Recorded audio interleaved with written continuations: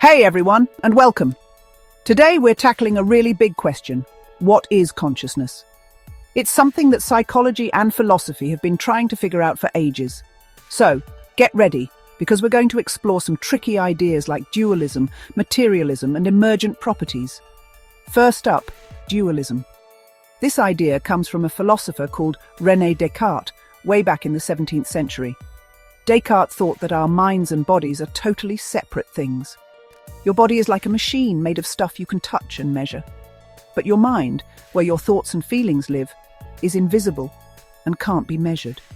Descartes believed these two things interact somehow, maybe through a part of the brain called the pineal gland.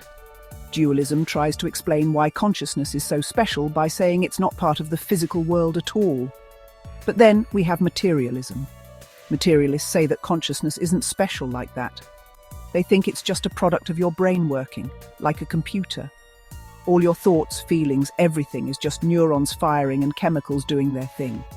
Scientists have even found links between what happens in your brain and what you experience, which makes them think the brain is the source of consciousness.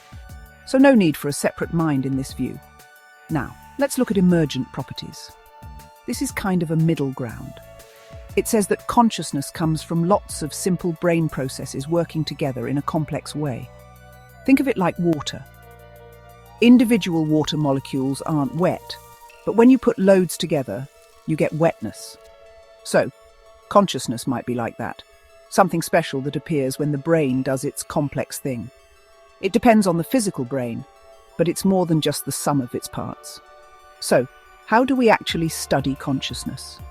Psychologists do experiments and use brain scanners to look at things like self-awareness and how we perceive the world. They might look at what happens when someone's brain is injured, or which parts of the brain light up when we're thinking. Philosophers, on the other hand, think about the really big questions. What does it mean to be self-aware?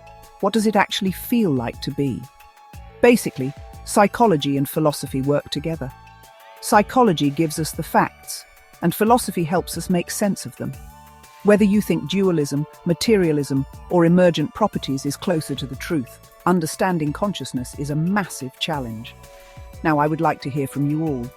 What would be your explanation to resolve the mystery of consciousness?